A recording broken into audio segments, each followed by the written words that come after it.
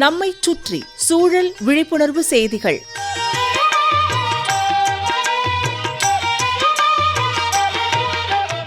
அன்புள்ள நீதிமாணிக்கம் சார் அவர்களுக்கு உங்கள் மாணிக்கம் எழுதும் மடல். நலம் நலமறிய ஆவல். எந்த காரியத்தை எடுத்து செய்தாலும் அதில் ஒழுங்கும் நேர்மையும் அழகும் இருக்கணும். தத்துவம் சுலபமா பேசிடலாம், சொல்வது எளிது, செய்வது அவற்றை கடைபிடிப்பது சிரமம்.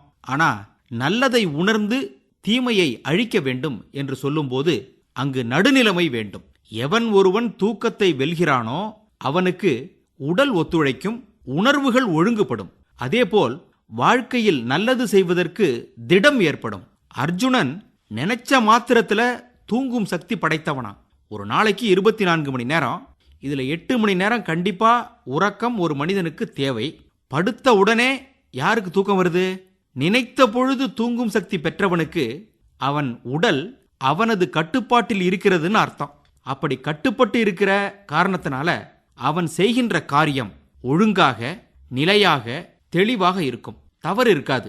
உள்ளத்தையும் உடலையும் ஆளுகிறவனுக்கு பகையை விரட்டக்கூடிய சக்தி உண்டு. நல்ல செய்திகள் யார் சொன்னாலும் கேட்டுக்கணும் இல்லையா?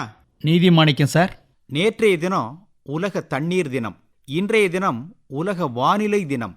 இப்படி முக்கியமான நாட்கள் வந்துகிட்டே இருக்குது. அதை பற்றியெல்லாம் யோசிக்கணும். நீரும் காற்றும் நிலமும் இல்லை என்றால் இந்த பூ உலகில் மனிதன் ஒன்றும் செய்ய முடியாது இல்லையா? நமது பூமியின் நீர் ஆதாரம் கடல் நீர் 97.20%, நல்ல தண்ணி 2.80%. இருக்கிற 2.80% நல்ல தண்ணியில நிலத்தடி நீர் 0.60% தான். அதாவது கிரவுண்ட் வாட்டர் 20 பங்கு. நிலத்தின் மேலுள்ள தண்ணீர் 2.20%, அதாவது சர்ஃபேஸ் வாட்டர் 80 பங்கு.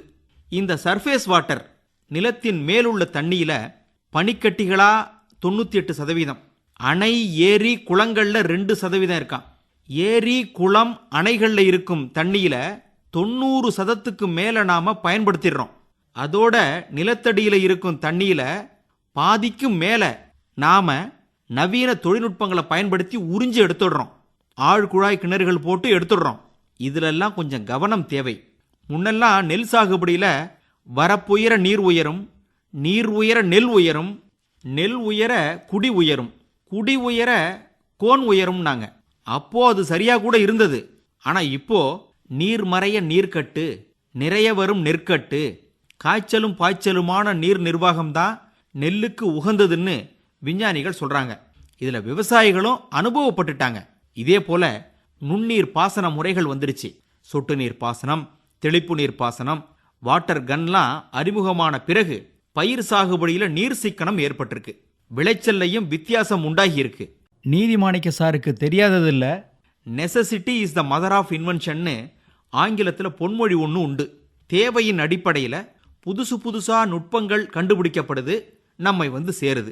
எங்கெல்லாம் வாய்ப்பு இருக்கோ அவற்றை அங்கு ஒழுங்கா, நேர்மையுடன், அழகுடன் செய்து முடித்தால் ஜெயம்தான்.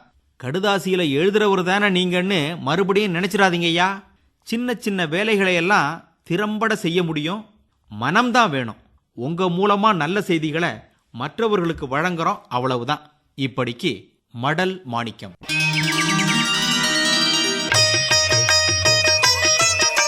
நம்மைச் சுற்றி சூழல் விழிப்புணர்வு செய்திகள் கேட்டீர்கள்.